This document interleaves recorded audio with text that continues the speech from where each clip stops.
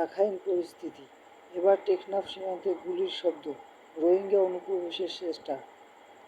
আব্দুল কুদ্দুস ও Gias Uddin.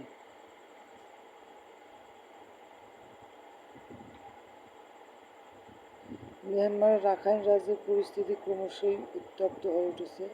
Rakhine রাজ্যের দখলদার সশস্ত্র গোষ্ঠী আরাকান আর্মির সঙ্গে বিভিন্ন সশস্ত্র গোষ্ঠীর গোলাগুলি ও সংঘর্ষের ঘটনা ঘটেছে। নতুন করে সংঘর্ষ শুরু হওয়ায় ওইসব এলাকায় রোহিঙ্গারা ক্ষয়ক্ষতির সম্মুখীন হচ্ছেন। অনেকে নৌকায় নাফ নদী পাড়ি দিয়ে বাংলাদেশে ঢোকার চেষ্টা করেছেন।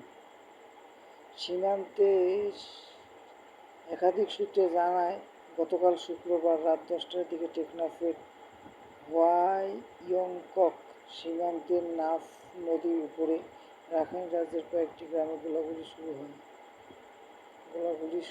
থেমে থেমে সেই গোলাগুলি আজ শনিবার ভোর 5টা পর্যন্ত চলতে থাকে। উপরের গুলির শব্দ এপারের হোয়াইক্যাং লোকজন শুনতে পেয়েছি। এর আগে 19শে আগস্ট রাতে নাইয়াংছড়ি উপজেলায় ঘুমঘুম সীমান্তের উপরে রাখাইন রাজ্যের নারকেলের বাগিচা এলাকার সশস্ত্র গোষ্ঠীর মধ্যে 5 ঘণ্টাব্যাপী গোলাগুলির ঘটনা ঘটে।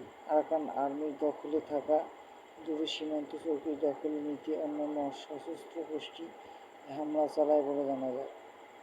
তার 10 দিন আগেও একই এলাকায় গোলাগুলির ঘটনা ঘটেছিল।